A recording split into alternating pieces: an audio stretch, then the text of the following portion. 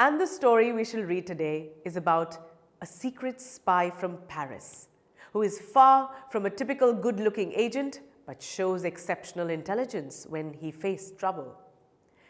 The story, The Midnight Visitor, is written by Robert Arthur.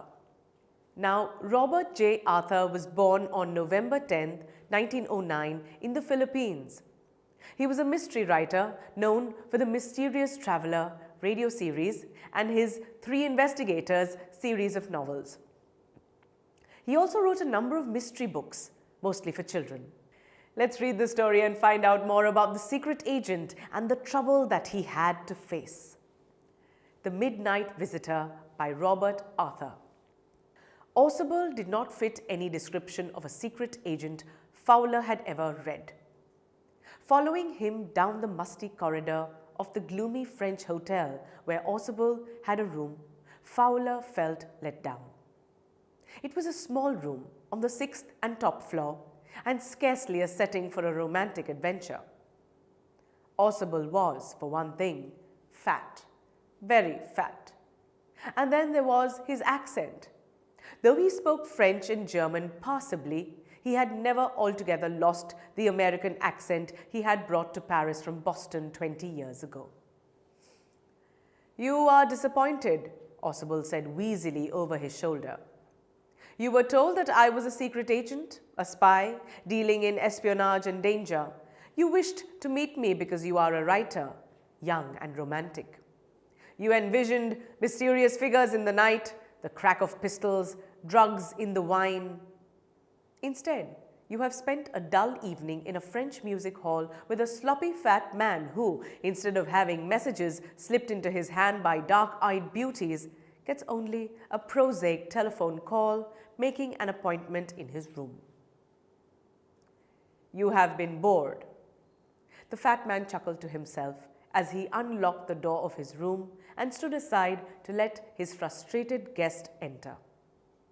"You are disillusioned," Ausable told him. "But take cheer, my young friend.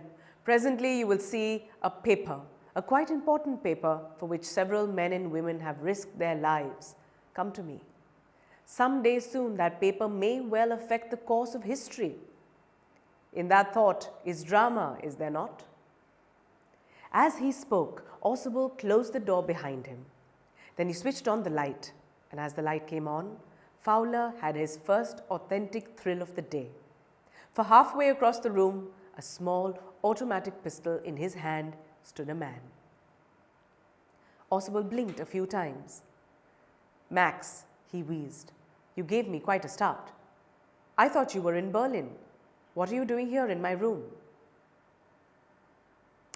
Oh, an intruder. This is interesting. But before we read further, let's understand this part of the story in detail.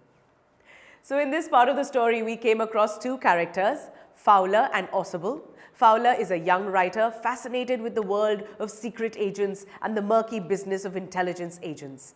He had fixed an appointment with Ausable over the phone. Though he had never met him before, Fowler thought that Ausable would be living in luxury hotels where spying agents indulge in their activities under the cover of glamour and glitz. Eventually, he meets Ausable in a tiny room on the 6th floor of a very ordinary hotel in Paris. To add to his disappointment, Ausable turns out to be an obese man with little charm and no smart, youthful look. Ausable tells Fowler that he should be disappointed to see a spy living in such an ordinary environment. As Fowler and Ausable go to his room and switch on the light, he sees a strange intruder in his room, pointing a pistol at him. It soon becomes very clear that this is Max, who stands menacingly with his pistol in his hand. Ausable asks Max, matter-of-factly, how he is there when he is supposed to be in Berlin.